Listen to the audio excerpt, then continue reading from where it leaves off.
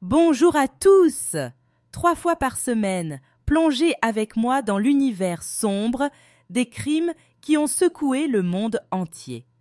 De disparitions mystérieuses aux meurtres les plus effroyables, nous explorerons ensemble l'injustice, l'impunité, la corruption et les jugements les plus implacables qui ont marqué ces affaires. Avant de plonger dans ce récit captivant, je vous invite à vous abonner et à activer la cloche pour ne manquer aucune notification. N'oubliez pas de laisser un like, cela m'aidera énormément à continuer à vous proposer du contenu. Sans plus attendre, plongeons ensemble dans chaque détail de cette affaire criminelle. Aujourd'hui, direction l'Inde. Ce pays immense où l'hindouisme règne, mais où la modernité et les drames humains s'entremêlent sans pitié. Et dans ce décor, un triangle amoureux a fini dans le sang. Neeraj Grover est né le 23 février 1982 dans le district de Kitchen Manipur, au Uttar Pradesh. Un jeune homme brillant, passionné par la communication et rapidement devenu cadre dans une société de production télévisée réputée de Mumbai, Synergy Ad Labs. Il n'était pas seulement un employé quelconque, non. Il avait participé au succès d'émissions de grande envergure, comme ce show présenté par la star incontestée Shah Rukh Khan. Pas mal comme carte de visite, non? Mais Neeraj ne s'était pas arrêté là. Il avait aussi pris part à la production d'une longue saga télévisée. Son rôle? Organiser les auditions des futures actrices. Et c'est justement là que la fatalité a frappé. Parmi ces dizaines de jeunes femmes venues tenter leur chance, il y avait Maria Monica Susairaj, une actrice indienne d'origine, qui avait déjà eu un certain succès au Canada. Là-bas, elle avait goûté à la célébrité. Mais comme beaucoup, elle rêvait plus grand, plus brillant, Bollywood. Mumbai représentait son nouvel Eldorado. Sauf que la ville ne l'avait pas accueilli les bras ouverts. Les portes des studios restaient obstinément fermées. Alors, faute de mieux, Maria s'était tournée vers cette fameuse série télévisée. Et c'est au détour de cette audition qu'elle avait croisé la route de Neeraj. Dès leur première rencontre, l'homme avait été happé par son charme. Coup classique, le cœur qui bat plus vite, le regard qui s'attarde trop longtemps. Et la fameuse excuse professionnelle pour obtenir son numéro. Après tout, c'était lui le responsable des auditions. Facile. Et c'est ainsi que les conversations de travail ont glissé, doucement mais sûrement, vers autre chose. Maria, il faut le dire, n'avait pas convaincu au départ. Son hindi était bancal, ce qui menaçait ses chances d'obtenir un rôle. Mais Neeraj lui avait promis de l'aider, de lui ouvrir des portes. En clair, elle pouvait compter sur lui. Alors elle s'était accrochée à ce lien. Et comme elle ne connaissait pratiquement personne à Mumbai, Neeraj était devenu bien plus qu'un simple contact professionnel. Il était devenu sa bouée. Sauf que l'histoire avait un petit détail croustillant que Neeraj ignorait au début. Maria n'était pas célibataire. Elle était en couple, et pas avec n'importe qui. Le lieutenant Émile Jérôme Matthew, un officier de la marine indienne. Les fiançailles étaient déjà prévues pour 2 mois plus tard, en Chine. Mais comme toujours dans ce genre de tragédie, le téléphone a sonné trop souvent, les appels nocturnes se sont multipliés. Et Émile, bien sûr, a commencé à flairer l'odeur de la trahison. Un fiancé jaloux, une actrice ambitieuse, un cadre télé conquis, voilà les ingrédients parfaits d'un cocktail explosif. Malgré les interrogations insistantes de Jérôme, Maria esquivait toujours les réponses. Elle détournait, elle minimisait, elle évitait, et bien sûr, ça déclenchait dispute sur dispute. Il faut dire qu'elle lui répétait sans cesse de se tenir à distance de Niraj.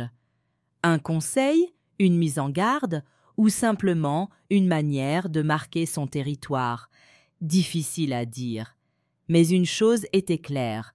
Maria n'avait aucune intention de s'installer ou de jouer à la parfaite fiancée. Elle rêvait de lumière, de reconnaissance, de succès dans l'arène impitoyable de Bollywood. Pour elle, rencontrer Niraj n'était pas un hasard. C'était une bénédiction, un signe du destin. En mars 2008, Nishant Lal, un ami proche de Niraj, confia que lui et Niraj faisaient partie d'un petit cercle de 6 personnes, une bande de copains qui se retrouvaient presque chaque jour dans un café. Ce mois-là, Niraj leur avait parlé d'une fille, Maria. L'étincelle était bien là. Leurs rencontres s'étaient multipliées, leurs liens s'étaient renforcés. Et pendant que Maria s'abandonnait à cette relation naissante, elle semblait oublier un petit détail. Elle avait un fiancé qui l'attendait patiemment à Kochi. Lors de son audition, Niraj avait été franchement déçu. L'accent canadien de Maria lui avait sauté aux oreilles, tout comme son jeu d'actrice, fade, sans relief. Mais, et c'est un mais de taille, elle avait un charme, de ceux qui désarment, de ceux qui vous font réécrire les règles. Alors, malgré ses doutes, il lui avait décroché d'autres auditions. Encore et encore. Un jour, pendant un appel avec Jérôme, Maria a glissé une remarque. Niraj devenait un peu trop possessif. Elle avait tenté de calmer le jeu. « Il m'a juste aidé pour quelques auditions. » Puis, elle a ajouté, presque distraitement. « Je crois qu'il est tombé amoureux de moi, mais moi, non. » Et là, la bombe était lâchée. Est-ce qu'elle cherchait à provoquer, à se vanter, ou bien à maintenir Jérôme sur le qui-vive? Mystère. Mais cette phrase, si anodine en apparence, a semé un doute terrible. Et la jalousie, on le sait, est un poison lent, mais implacable. La relation pourtant avait pris un tournant concret. Maria avait emménagé temporairement chez Niraj, le temps de trouver un logement, une cohabitation qui n'avait rien d'anodin. Le 1er mai 2008, 6 jours avant la disparition brutale de Niraj, celui-ci l'avait même présenté à 2 de ses amis, Nishant Lal et Deepak Kumar. Quand ils lui ont demandé « C'est ta copine ?» Niraj avait simplement répondu « Non, elle vit chez moi parce qu'elle n'a pas encore trouvé d'appart. » Classique, l'excuse du juste une colocataire. Quelques jours plus tard, Maria avait finalement trouvé un studio dans un quartier de Mumbai, à Malad. Appartement 201, complexe d'Iraj solitaire. Le nom sonnait presque ironique. Solitaire. Son cœur, lui, était tout sauf tranquille. Elle était écartelée entre 2 hommes. Entre le soutien émotionnel de Niraj, ce guide dans l'univers impitoyable de l'audiovisuel, et son engagement officiel envers Jérôme, son fiancé militaire resté à Bangalore. Et dans tout ce chaos intérieur, Maria se posait une question. Niraj pouvait-il vraiment l'aider à percer? Ou n'était-il qu'un feu de paille dans son parcours? De son côté, Niraj n'était pas dupe. Il savait très bien que Maria était promise à un autre. Mais cela ne l'avait pas empêché de poursuivre cette liaison, une décision qui, on peut le dire, allait sceller son sort. Le 3 mai 2008, le trio, Maria, Niraj et quelques amis, s'étaient retrouvés pour une soirée. Une fête comme tant d'autres. Alcool, musique, lumière tamisée, et désir qui s'expriment. Niraj et Maria avaient bu, ri, dansé. Puis, devant tout le monde, ils s'étaient embrassés avant de quitter les lieux, main dans la main, vers 1 heure du matin. On a compris ce soir-là qu'ils étaient ensemble, dira plus tard Nishant Lal. C'était évident, inutile de faire semblant. Mais cette nuit-là, alors qu'ils s'étaient endormis l'un contre l'autre, Maria avait recommencé. Elle l'avait pressé de questions. Encore. « Tu ne m'as toujours pas confirmé pour mon audition. Est-ce que j'ai le rôle, oui ou non? Tu fais partie du casting. Pourquoi tu traînes autant ?» Et lui, incapable de lui dire la vérité, à savoir que son jeu était aussi plat qu'un thé sans sucre, avait simplement répondu « Tu l'auras ». Mensonge doux mais dangereux, car Maria, elle, y croyait. Le lendemain, 4 mai 2008, pendant que le monde célébrait le Star Wars Day, May the 4th be with you, Niraj et sa bande avaient prévu de se retrouver dans leur café habituel. Celui juste en bas du cinéma Fun Republic, non loin des bureaux de Balaji Telefilms, la société qui produisait la fameuse série Kahani Hamarai Mahabharatki pour la chaîne 9X. Ce jour-là, Niraj s'était confié à ses amis. Il leur avait avoué que, oui, il était physiquement impliqué avec Maria. Un aveu qui semblait anodin, mais qui, dans quelques jours à peine, prendrait un tout autre sens. Pendant qu'il parlait, justement, Maria est arrivée.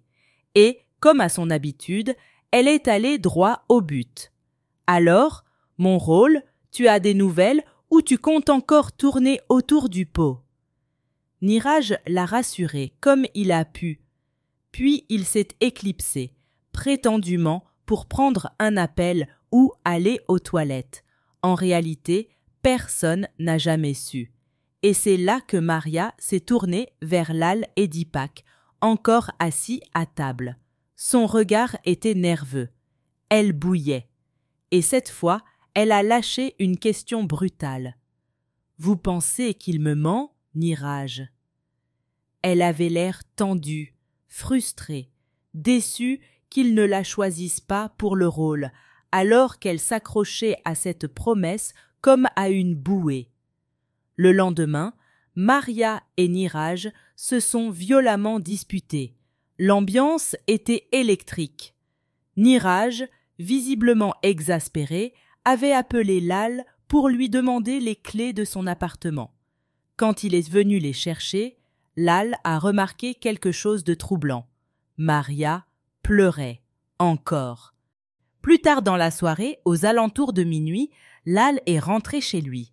En passant devant l'appartement de Niraj, il a remarqué que les deux étaient toujours là, ensemble. La tension flottait dans l'air. Maria l'a prise à part. « Je suis sûre qu'il me ment. Il fait semblant de m'aider, mais en réalité, il ne fera rien pour moi. » Lal ne savait plus quoi dire.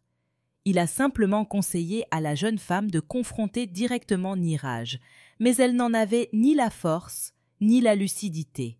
À ce moment-là, elle était installée à Mumbai depuis plusieurs mois. Elle ne comptait plus partir. Grâce à Niraj, elle avait trouvé un nouvel appartement et préparé doucement son déménagement. Un pas de plus vers son rêve, ou vers sa perte. Le 6 mai 2008, jour du grand déménagement, Maria a demandé de l'aide à Niraj. Il a accepté. Et c'est la dernière fois que quelqu'un l'a vu vivant. Le lendemain matin, à 11h30, Lal a tenté de joindre son ami. C'est Maria qui a décroché.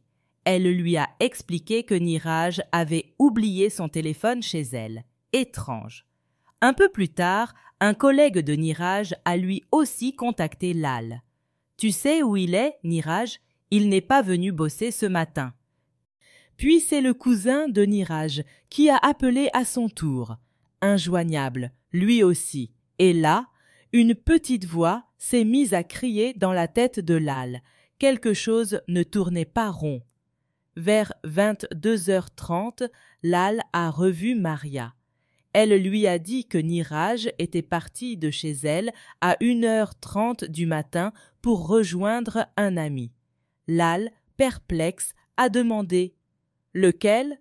Je les connais tous, tu sais. » Maria a marqué une pause, un silence pesant, avant de répondre « Je ne sais pas trop. » Et c'est là que Lal a proposé l'impensable. Il faut signaler sa disparition. Ils se sont rendus ensemble au poste de police de Malad. Lal était à bout, inquiet, désespéré. Il n'imaginait pas encore que son ami était peut-être déjà mort. Au commissariat, Maria a raconté sa version. Elle a dit que Niraj avait reçu des appels d'une certaine Nisha, une amie apparemment très pressante, et qu'il était parti à la hâte sans donner plus d'explications. Mais ce que personne ne savait encore, c'est qu'un appel téléphonique cette nuit-là allait bouleverser à jamais la vie de 3 personnes. Une mort brutale. Et 2 futurs accusés, bientôt considérés comme les tueurs les plus froids et méthodiques de toute l'Inde contemporaine. En réalité, tout s'est joué le 3 mai 2008. Ce jour-là, Niraj est venu chez Maria pour l'aider à s'installer dans son nouvel appartement. Un banal coup de main, du moins en apparence. Sauf que le téléphone a sonné. C'était Jérôme. Il voulait simplement prendre des nouvelles. Mais au bout du fil, il a entendu une voix d'homme, une voix qu'il reconnaissait, celle de Niraj. « C'est qui là ? C'est lui ? Qu'est-ce qu'il fait chez toi ?» a-t-il hurlé hors de lui. « Calme-toi, il m'aide juste à déménager.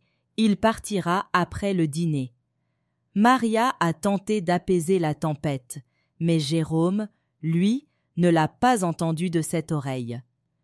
Il a intérêt à dégager après le dîner et qu'il n'ose pas rester la nuit. « Oui, je vais m'en occuper. Ne sois pas en colère, d'accord ?» a-t-elle murmuré, avant de raccrocher. Mais Jérôme, lui, s'est effondré, assis, tête entre les mains, son esprit en feu. Il venait de réaliser que, malgré ses avertissements, malgré ses menaces, sa fiancée entretenait toujours une relation avec cet homme. Alors, il a pris une décision radicale. Il s'est levé, il a pris ses clés et il est allé à l'aéroport. Direction Mumbai. Objectif confrontation directe. Le lendemain matin, très tôt, Maria a été réveillée par une série de coups secs contre la porte.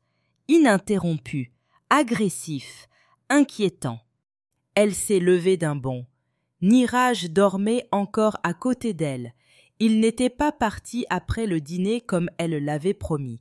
Elle s'est dirigée vers la porte, les jambes molles, le cœur battant à tout rompre, et quand elle a ouvert, elle est restée figée. Devant elle, Jérôme. « Qu'est-ce que tu fais ici ?» a-t-elle balbutié, la voix tremblante. « Pourquoi tu as l'air si effrayé, hein ?» a-t-il hurlé.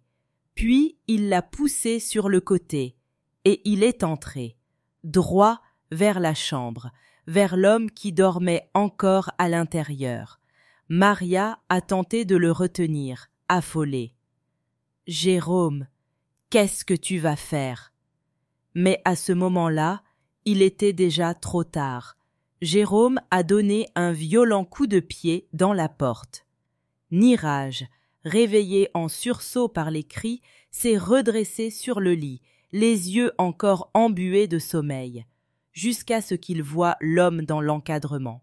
Et là, tout son visage a changé. Il est devenu livide, comme s'il avait vu la mort. Et, en réalité, c'était exactement ce qu'il venait de voir. Pris la main dans le sac. Nu, coupable, condamné. Espèce de salaud! A hurlé Jérôme. Puis il s'est jeté sur Niraj avec la rage d'un homme trahi. Les coups ont plu. Maria, pétrifiée, a crié, hurlé, imploré. « Jérôme, arrête, laisse-le !» Puis, dans un élan de panique théâtrale, Niraj part. « Sauve-toi, c'est toi que j'aime, Jérôme, pas lui !» Mais l'ego blessé de Jérôme ne voulait rien entendre. « Il ne va nulle part !» a-t-il rugi, les veines prêtes à exploser. Et soudain, il a quitté la pièce. Maria, pensant qu'il avait renoncé, a couru vers Niraj, paniquée. « Va-t'en maintenant !» Niraj s'est levé, a tenté de fuir, mais c'était déjà trop tard. Jérôme l'attendait derrière la porte. Il l'a intercepté. Puis, plus rien n'a été clair, seulement des cris, des bruits sourds, des râles étouffés. Les yeux de Niraj se sont écarquillés, de douleur, de terreur. Maria a crié, encore, mais n'a rien fait, ou n'a pas su faire. Jérôme, lui, a retiré sa main, révélant ce qu'il tenait, un couteau de cuisine, le même qu'ils avaient utilisé quelques heures plus tôt pour couper du pain. Cette fois, c'était pour trancher la vie. Il avait poignardé Niraj. Encore, et encore. Le jeune homme s'est effondré. Il était mort sur place, et là, dans le silence glacial qui a suivi, Jérôme s'est figé. Pas de panique, pas de remords, juste une certitude glaciale. Il savait exactement ce qu'il allait faire ensuite. Pas question d'appeler la police, ni de se rendre. Non. Le couple infernal a pris une toute autre direction, celle du cauchemar. Ils ont traîné le corps de Niraj jusqu'à la salle de bain, comme on traîne un meuble cassé. Et là, ils ont attendu, toute la nuit, jusqu'au matin.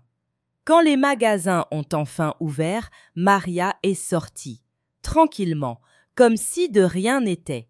Vers 11 heures, elle est allée dans un centre commercial proche. Elle a acheté 2 grands sacs de voyage, plusieurs énormes couteaux, de la corde, des draps et d'autres accessoires qu'on préfère ne jamais retrouver sur un ticket de caisse. Puis, elle est rentrée, calmement, et ce qu'ils ont fait ensuite est à vomir. Avec les couteaux qu'elle venait d'acheter, ils ont commencé à découper le corps de Niraj, morceau par morceau, jusqu'à ce qu'il ne reste plus rien d'identifiable. 300 morceaux. Oui, tu as bien entendu. 300 morceaux. Chaque morceau a été placé dans un sac plastique, puis réparti dans les 2 grands sacs de voyage. Ensuite, un autre problème s'est posé. Comment se débarrasser du colis? Impossible de louer une voiture. Il serait aussitôt fiché. Maria a alors eu une idée brillante et sinistre. Elle a emprunté la voiture d'un ami. Prétexte banal. Faire des courses. Et ça a marché. Quelques heures plus tard, elle est revenue avec le véhicule. Ensemble, elle et Jérôme ont placé les sacs dans le coffre. Puis, ils ont pris la route, comme si c'était un simple road trip. Ils se sont arrêtés dans une boutique Baider pour acheter 2 litres d'essence. Pas pour la voiture. Non, pour autre chose. Direction Manor, un secteur éloigné, boisé, isolé. Il était 16h30, l'heure parfaite pour un acte ignoble à l'abri des regards. Arrivés près d'un village appelé Amgaon, ils ont quitté la route, pénétré dans une forêt dense, puis ont sorti les sacs. Ils les ont ouverts, ont versé l'essence sur les restes humains et y ont mis le feu. Un feu funéraire improvisé, sauvage, inhumain. À 21h30, Maria était de retour chez elle, avec Jérôme, comme si de rien n'était, comme si rien ne s'était passé. il pensait avoir tout effacé, tout dissimulé. Mais la disparition de Neeraj Grover n'est pas passée inaperçue. Ses amis, inquiets de ne pas avoir de nouvelles, ont commencé à parler entre eux, à chercher, à s'inquiéter. L'anxiété s'est propagée comme une traînée de poudre. Et après 24 heures de silence radio, les proches de Neeraj ont signalé sa disparition à la police. C'est ainsi qu'a débuté l'enquête. Très vite, un détail a attiré l'attention des enquêteurs. La relation entre Neeraj et Maria, une actrice ambitieuse, un homme influent et un fiancé militaire au tempérament explosif. Le puzzle venait de commencer à s'assembler.